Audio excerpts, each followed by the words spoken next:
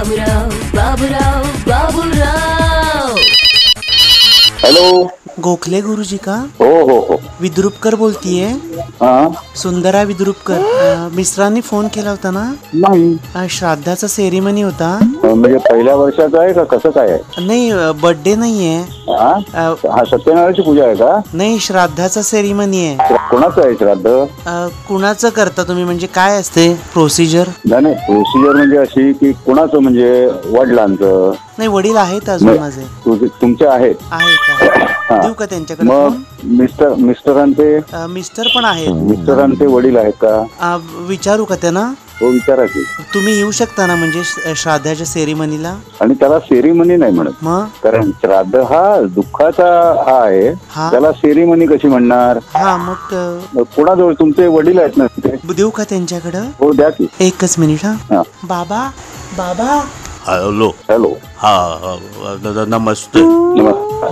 हा गुरुजी ना? हो गुरुजी. हा, काय म्हणताय? ओळखलं का नाही पहिल्यांदा सांगा. नाही, माझ्या लक्षात येत नाही हो. हा, म्हणजे ओळखलंच नाही ना. हा, म्हणजे ही म्हणाली मुलगी आमची श्राद्ध घालूया. बर. हा, सेरिमनी करूया म्हटली एक छोटासा. हे बघा, श्राद्धाचा सेरिमनी नाही होत. मग इव्हेंट का? इव्हेंट सुद्धा असं होत नाही. श्राद्ध हे दुःखाचा हा आहे. हा म्हणजे विधी. कुठला श्राद्ध सेरिमनी वगैरे असं काय म्हणायचं नाही. नाही, बरोबर आहे. मी तिला तेच सांगतोय मगासपासून.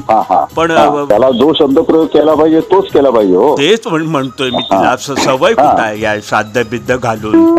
आणि काय वाढदिवस असेल तर ती वाढदिवस सेरिमनी होते. तेच म्हंटल मी. श्राद्धाला इंग्लिश मध्ये काय विचारलं तिनं? मी म्हंटल अॅनिव्हर्सरी. बरोबर आहे ना? नाही, अॅनिव्हर्सरी सुद्धा नाही, ती लग्नाची होते.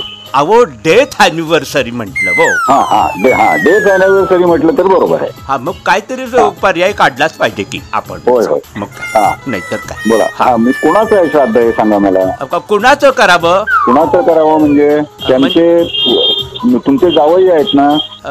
आहे, इथं नसतात ते. नाही, कुठे असतात? टॉयलेट मध्ये आहेत. नाही, आत्ता टॉयलेट मध्ये आहेत. होय. बर. मग त्यांचे वडील आहेत का? अहो, सगळ्यांचे वडील कसे असतील आमच्या घरी? नाही, तुमच्या घरी असं नव्हे. मग तुमच्या घरी कुणाचं श्राद्ध करायचंय? तुमच्या वडिलांचं करायचंय का? नाही, आमचे वडील आहेत की अजून. तुमचेही वडील आहेत अजून? मग त्यांना कशाला तुम्ही घालवताय? काय? नाही, अहो, घालवत नाहीये. मला हे सांगा की श्राद्ध कोणाचं करायचंय? तोच प्रश्न पडला ना सकाळपासून. तोच प्रश्न पडला म्हणजे गेलेल्या व्यक्तीचं श्राद्ध करतात असं ठरलंय का? हो. मग कन्फ्युजन आहे मुलांचं. जन्माला आलेल्या जीवाचं वाढदिवस करतात. बरोबर आहे. जन्माला आलेल्याचं काहीतरी केलंच पाहिजे. जनरली बारसं करतात जन्माला आलेल्याचं. जन्माला आलेल्याचं 12व्या दिवशी बारसं करतात. हो, पण त्याला वर्ष झालं की त्याचा वाढदिवस करतात. हो, करायलाच हवा. हो. आणि गेलेल्या माणसाचं जे असेल ते त्याचं वर्ष झालं की श्राद्ध करतात त्या वर्षाच्या तिथीला. तुम्हाला नक्की माहिती असेल ना कोणाचं कोण गेलेलं आहे? घालवायला कशाला बसलाय? अहो, घालवत नाही मी. मला तेच सांगा तुम्ही की कोण गेलं आहे त्याचं श्राद्ध करायचं. हो, आता ही मुलं म्हणतात तुम्ही असतानाच करा, म्हणजे राहायला नको मागं. काय मी म्हंटल माझ्या समोर काय ते होऊन जाऊ दे. नाही, तसं नाही करता येत. अहो, तुम्ही नाही का करत? फी देतो ना आम्ही. अहो, ही मुलं नंतर करतील का नाही कोण बघणार? नाही, मग त्याला काय हे नाही. ऍडव्हान्स मध्ये करून ठेवावं ना, एकदा करून टाका विधी. नाही, विधी तसा करता येत नाही. सगळं डोळ्यात देखत झालेलं बरं असेपर्यंत. नाही, हे नाही, बरोबर नाही.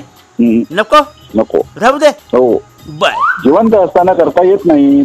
आता तेच म्हंटल मी या मुलांना. पण म्हणतात आता पैसे आले फंडाचे तर करून टाका खर्च.